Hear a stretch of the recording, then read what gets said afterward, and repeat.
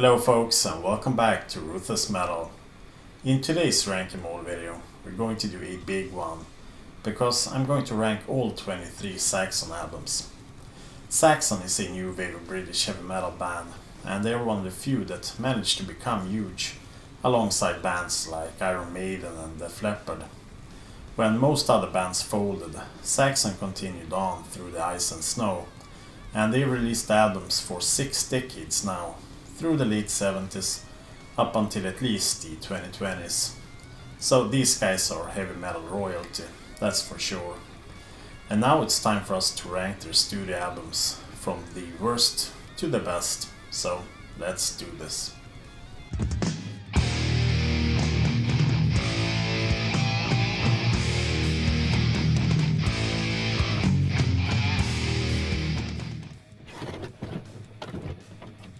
The worst Saxon album is in my opinion 1986 Rock the Nations.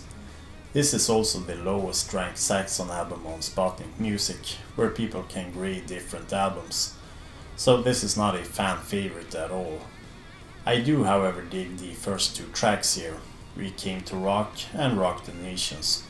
Those sounds a bit like classic Saxon to me. Battle Cry is also a rather cool, almost speed metal sounding track.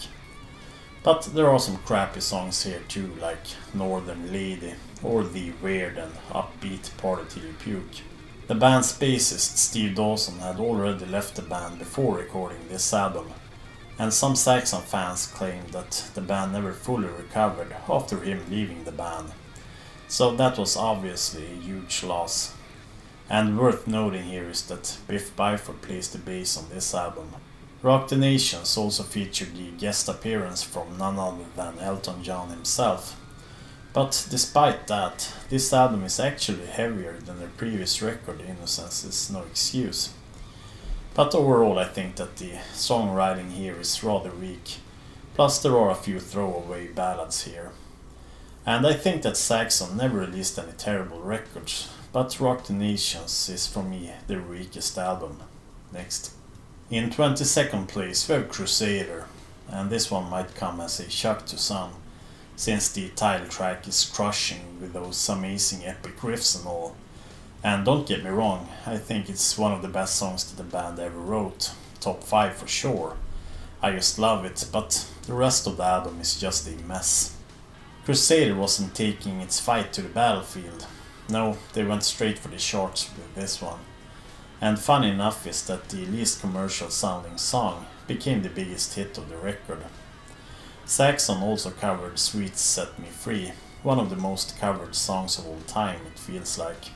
Worth noting is that this was the band's last album on the French label Carpe.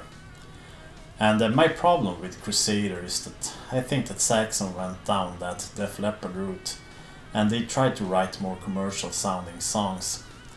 And if it wasn't for the title track, then this would easily be the worst Saxon album. I think that they should have released it as a single, or maybe even save it for their next album.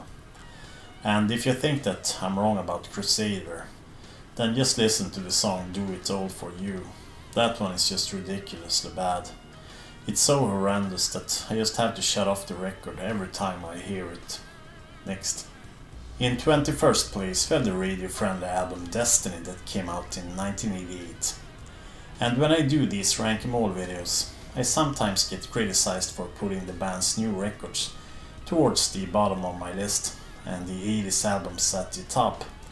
But my 3 least favorite Saxon albums all came out during the 80s, so I think that we can put that criticism to rest, at least for this video. What people tend to remember the most from this album is usually the cover song Ride Like the Wind. It's one of Saxon's biggest hits, and I like the song, even if it has a bit of that 80s hair vibe to it. It is a Christopher Cross cover, and it improves quite a bit on the original, I would say. I must however warn you about this album. If you hate big 80s synths, then you should most definitely look elsewhere, because this album is just drenched in it.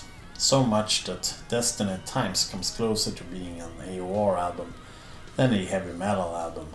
The song For Whom the Bell Tolls is unfortunately not a Metallica cover, but it is one of the better tracks here, with that rather fast main riff. By 1988, it felt like we had lost Saxon, due to their more radio-friendly approach over their last 3 or 4 records.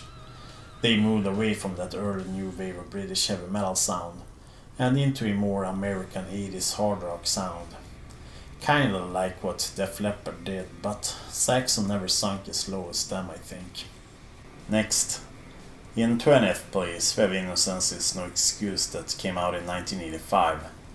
Towards the mid-80s, Saxon started to move towards a more American hard rock sound, and I think there's a bit of hair metal or AOR in here. This album reminds me a bit of how Rainbow sounded after Ronnie James Dio left the band. And Innocence is No Excuse has that hair metal sound, but I think it's an alright album if you look beyond the glossy first impressions. For example, the songs here are more metal sounding than the songs on their Crusader album, but this one often gets more crap for being a hair metal album. Broken Heroes was the big hit song off the album, and I think it's a cool track, even though it has a bit of that 80s hair metal vibe to it.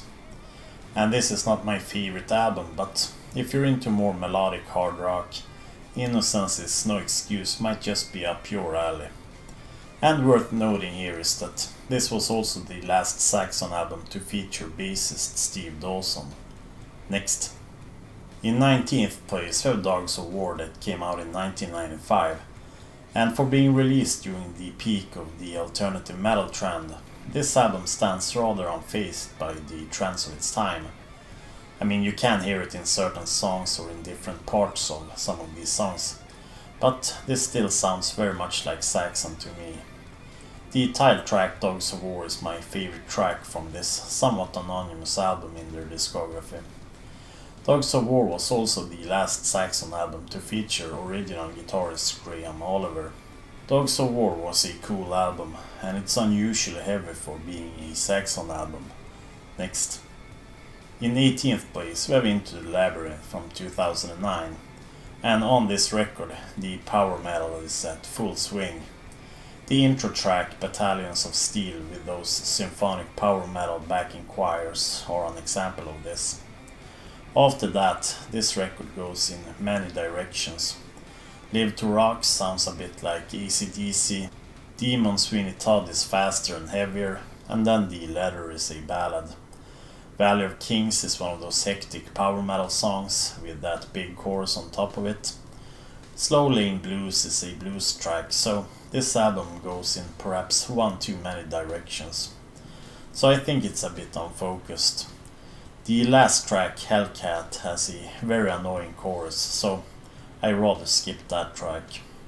And this is probably the Saxon album that I've listened to the least over the years, so it's not my favorite, even if it has its moments. In 17th place we have Killing Ground from 2001, and this album is quite popular, but for me it's just too laid back. A little too much of that rock and roll, I think. The album lacks some of those up-tempo tracks that Saxon does from now and then. I mean, there's Dragon's Lair, which I think is a fine song. And the album opens up with the rather strong title track, and after that we have the King Crimson cover, The Court of the Crimson King. Hell Freezes Over has this AC/DC-like riff. Deeds of Glory is a solid number. Shadows on the Wall is a softer ballad, and then the album ends with the rather cool Rock Is Our Life. The album is solid, I think, but it doesn't have those killer standout tracks. But as I said, Killing Grounds and Deeds of Glory are cool songs. Next. In 16th place we have Forever Free, and I dig the title track here. It reminds me of past biker anthems such as Motorcycle Man and Ride Like the Wind, but it still manages to sound more contemporary. Hole in the Sky here is not a Black Sabbath cover, but it sure is heavy. The song more or less enters thrash metal territory. Just Wanna Make Love to You is a Muddy Waters cover, and that one is a bit strange. And Iron Wheels sounds a bit like Bon Jovi's Blaze of Glory with the acoustic guitars and all. By 1992 most bands started to slow down, but early 90s Saxon was actually heavier than late 80s Saxon. so I can't complain about them going in a more metal direction again. Forever Free is a solid album that really sticks to the classic Saxon formula. Next. In 15th place we have Solid Ball of Rock. The 80s was over, and Saxon ditched the hair metal vibe of their last couple of records and went for a more classic Saxon sound with 1991's Solid Ball of Rock. But there are a few songs here that sounds like leftover tracks from their late 80s. The album, however, kicks off in a very powerful way. It was like they got their balls back again. Solid Ball of Rock, Altar of the Gods and Light in the Sky are great tunes. But my favorite track here is Baptism of Fire. That one is just fast and powerful. But as I said, there are some cheese on this album too, like I Just Can't Get Enough, and Ain't Gonna Take It sounds a bit like a leftover track from Destiny. On the second half of the album there is a drop of quality I think, but overall this is a fine album. Next. In 14th place we have Metalhead that came out in 1999, and this was such a dark and heavy album. It has a bit of that heavy 90s tone to it, not so much that it spoils the album, but the title track here almost gives me a headache. I thought their previous record Unleash the Beast was great, but Metalhead doesn't live up to that high standard, simply because the heaviness of this record wears you down a bit. I do however like the song Conquistador. I think it breaks the mold with its more up-tempo beat, so that's my favorite track here. All Guns Blazing is also great, and no, it's not a Judas Priest cover. And around this time, Saxon started embracing a more power metal oriented sound, which I think have suited them well over the upcoming 2 decades or so. Next. In 13th place we have Call to Arms that came out in 2011. I find the artwork a bit unusual here, so that one sticks out a bit to me. The music on the other hand is pretty much what we can expect from the band at this point. This album felt a bit more back to basics, back to the more classic Saxon sound, after the more power metal sounding into the Labyrinth album. Saxon's 19th full-length album delivers on all fronts.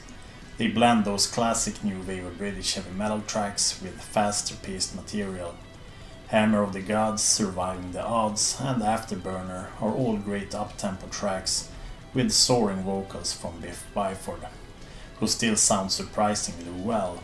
The production is also top-notch here, like on pretty much all recent Saxon albums. So, next. In 12th place we have the band's latest studio album Carpe Diem that came out earlier this year. And first of all, Carpe Diem, I just hate that title. It's just the corniest of titles. They should have named the album The Pilgrimage or something like that instead. That would have been much cooler. Anyhow, the album itself is a pretty good one, like more or less everything that the band has put out in the last 20 years or so. And I really like the first couple of tracks here. The Pilgrimage sounds a bit like the Crusader. It has a bit of that epicness of the Crusader. It just sounds like classic Saxon to me. No other band could have written that song, it seems like.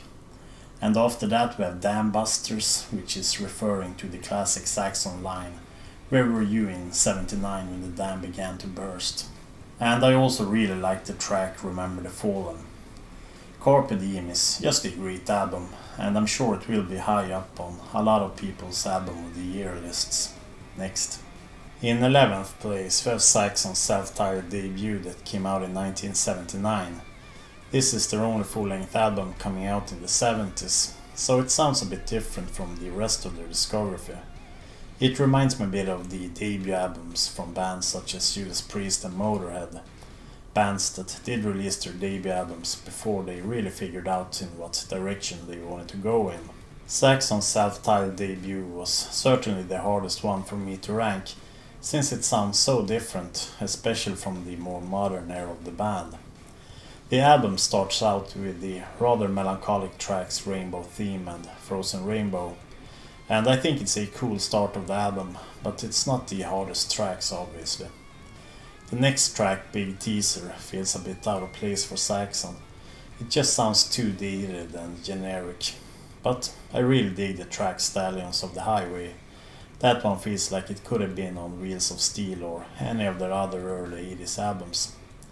The song Still Fit to Boogie kinda shows that Saxon hadn't fully figured out what to do yet. It was the late 70s after all, and metal as we know it was still in its infancy. There is an innocence to this album, but with that comes a few tracks that can best be described as boogie woogie or pub rock songs.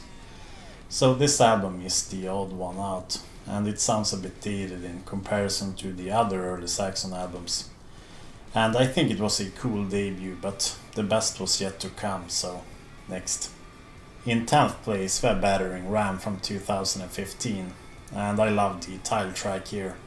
It's very heavy and powerful with some nice riffing, and I think it's one of the better Saxon songs of the decade. The Devil's Footprint is also excellent, the riffs are just nasty. Battering Ram has a heavy tone to it with the riffs in the forefront, and I really do like that. This album also has a strong power metal vibe to it. There is a little bit of a drop off in the quality towards the end of the album, but otherwise I hold Battering Ram as a very powerful and a great album. Next. In 9th place we have Thunderbolt that came out in 2018. And this album reminds me a bit of Judas Priest's Firepower, since both albums came out the same year, and both were produced by Andy Sneap, so for me they are kinda like twin albums. Firepower might be the better album out of the two, but Thunderbolt is still a very strong effort. The title track and The Secret of Flight are two cool songs to check out if you're curious about this album. Next. In 8th place we have Unleash the Beast that came out in 97. At the time I didn't pay much attention to this record, but in more recent years it has grown on me, so much that I think of it as one of the best Saxon albums, since the band's glory days back in the early 80s. This album really has it all. Great songwriting, a good and clear production, strong vocals, and this album is just the essence of what Saxon does great. During the late 80s and early 90s, I think there was a little bit of a drop-off in the quality of their outputs, but when this album came out it was clear that Saxon was back with full force. For me this album is almost like what Painkiller was to Judas Priest. It came out after a few questionable albums, and it brought forth a faster and more updated metal sound. I don't think that Unleash the Beast was as good as Painkiller, but in 1997 this was an album that should have put an end to the new and groove metal trends of the day. I think that the album had some killer songs on it, like the title track Unleash the Beast, but also Terminal Velocity, The Thin Red Line and Bloodletter. The reason why this album is a bit anonymous in their catalog is mostly because it came out in 97 when classic metal was untrendy. Had it came out in the late 80s instead of the late 90s, I think that Unleash the Beast would have been seen as a classic in the heavy metal genre. And I think it was here that the modern Saxon sound came to be, since pretty much every album that came out after Unleash the Beast has sounded a bit like it, with the more modern production and the slight shift towards a more power metal sound.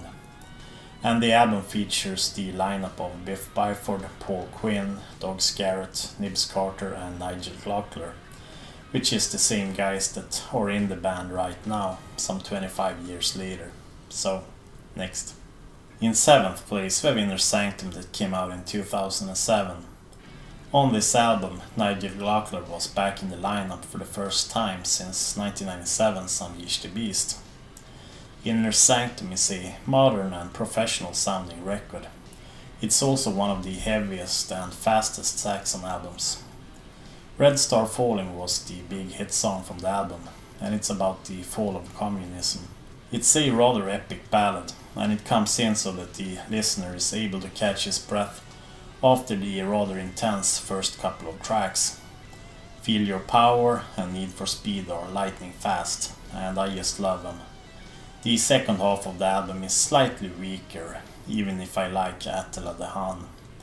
Overall, Inner Sanctum is a powerful and dark record, and as a thrash metal fan, I don't hate it when Saxon does these fast and powerful songs. Next. In 6th place we have Lionheart that came out in 2004. And my main complaint about this record is the order of the tracks. The third song here is called The Return, which is an intro that leads into the title track Lionheart. That should have been the start of the record. Otherwise I think the album loses a bit of momentum when you put some ambient sounds for a minute in the middle of the record. But other than that, I think the album is great. The title track Lionheart is just amazing. Witchfinder General and Man and Machine are also two great tracks.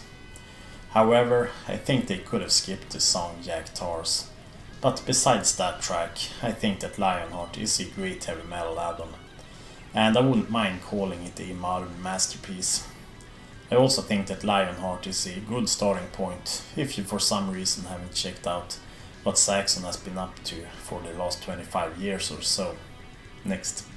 In 5th place we have Sacrifice from 2013, and this is another great sounding modern Saxon release. This is quite the raging album with several fast and powerful tracks. There are a ton of great riffs and memorable choruses, and the album is also quite melodic. Sacrifice, Guardians of the Tomb, Warriors of the Road and Stand Up and Fight are great tracks from this 2013 album. Of all the big metal bands that survived the 80s, I hold Saxon as one of the absolute best.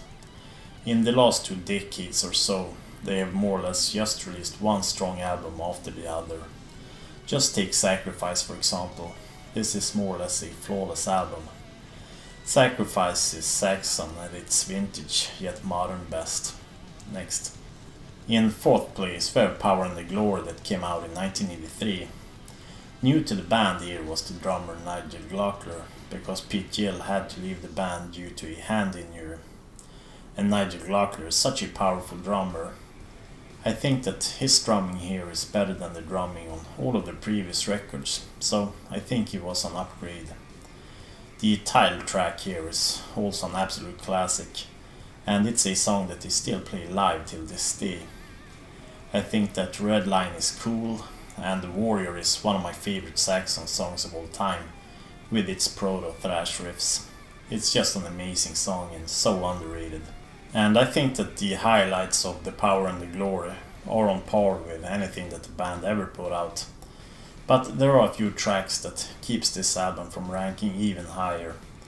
This Town Rocks for example is made for being played live, so it's kinda strange for them to include it on a studio album. Nightmare and Watching the Sky has a little bit of that Def Leppard type of softness to them, so those are a bit weaker I think. Midas Touch on the other hand is a great tune, and The Eagle Has Landed is another classic Saxon song.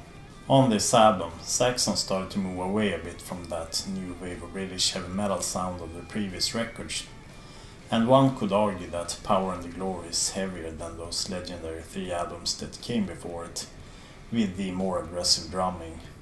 And I think it gives the album a slightly more powerful sound, even if there are 2 or 3 tracks here that are a little softer. The artwork is kinda mysterious and cool. The logo on the other hand looks a bit weird, so a lot of people aren't happy with the artwork, but I think it looks alright.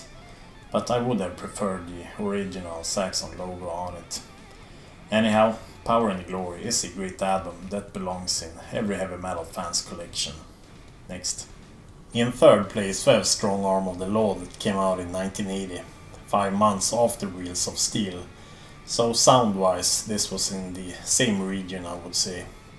And Saxon was so productive around this time, and more or less everything that they put out was excellent and transformative to the whole metal genre. Heavy Metal Thunder for example was such a heavy track for being released back in 1980. To Hell and Back Again has these proto-thrash riffs, and the title track Strong Arm of the Law is another classic Saxon song with its more laid-back approach. 20,000 Feet is also in the speed metal region. No wonder why Lars Ulrich and so many other thrash metal bands were so heavily influenced by the early work of Saxon. Dallas 1 PM is another classic song that they still perform more or less every time they play live. And it's about the assassination of John F. Kennedy. And the band went with the conspiracy route, with shots ringing out in the air.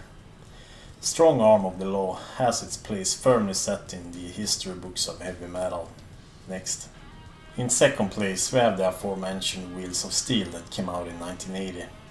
And this was without a doubt a giant leap in the right direction from the band's 1979 debut album. The songwriting is better here, and the whole album has much more of a metallic feel to it. Side A, for example, is just amazing. Motorcycle Man, Stand Up and Be Counted, 747, Strangers in the Night, and Wheels of Steel. That's 4 of their absolute biggest songs in a row, and Motorcycle Man might be a bit overplayed these days, but it's a rather fast and frenetic song for being that old. And Stand Up and Be Counted feels like such a cool metal anthem. And 747 Strangers in the Night is a song that they play live on every tour since 1980. And I don't hate the Swedish connection here, where they sing about Scandinavian 101, the Scandinavian Airlines. Their plane had to land on another airport due to power outage, so the song is based on true events. Wheels of Steel is also such a classic Saxon tune, I just love it. The B-side, however, is a bit more anonymous. I'm not the biggest fan of Susie Hold On, for example, but Freeway Mad, Set the Light Shining and Machine Gun are cool up-tempo tracks. Wheels of Steel is also the perfect biker album, with lots of up-tempo songs with cool riffs, and lyrics about heading down the highway on your motorcycle. And what's not to like about that? Next. The number 1 Saxon album is in my opinion Denim and Leather from 1981, but this is certainly up for debate, because I moved around a few of those early albums before I finally decided on putting Denim and Leather as my number 1. And when I did this rank, I didn't bring in the fact that some of those early classics are a bit overplayed for me personally. But you just can't deny bangers like Princess of the Night, Never Surrender and Play It Loud. And the band's Played On is just the perfect track to listen to while having a few beers in the sun, while you're waiting for that Saxon concert to start. The album closer, Denim and Leather, is the track that brings it all together. Pardon my pun. It's just the metal anthem for the ages, so that's why Denim and Leather is my number 1 Saxon album. So, let's check out my full Saxon rank band. And I must admit that this was real hard for me, since they've released 23 studio albums and they all range from decent to great. So I did a few last minute changes while putting this list together, but overall I'm pretty happy with it. And it's also hard to compare the pre-Crusader era with the more modern day stuff. And I guess we could say that the band had 3 eras. The early new wave of British heavy metal albums, and then the band went in a more commercial direction with Crusader and the following couple of albums. And for the last 25 years or so, I guess we have the modern day era of the band. And I do like all eras of Saxon, and I think that they managed to stay consistent and relevant over the years. But now I want to hear your opinions. What's your favorite Saxon album? Let me know down below. And feel free to rank all of their albums if you're familiar with them. It's always interesting to hear your opinions and feedback. And I also made a Saxon playlist on Spotify where I've handpicked some of my favorite Saxon tracks. So check that one out. And don't forget to leave a like and subscribe with the bell notifications turned on so you won't miss out on future uploads. And if you want to support my work and keep this channel going, then please consider dropping a few dollars through Patreon, or go and grab yourself some shirts at the Ruthless Metal store. And I also have a website now, and I'm on Discord, Instagram and Facebook, and you can find all the necessary links listed down below. And let me know whose discography I should take on in the next episode of Rank 'Em All. And that's all for now, so thanks for watching, and I'll catch you guys in the next video. Bye bye.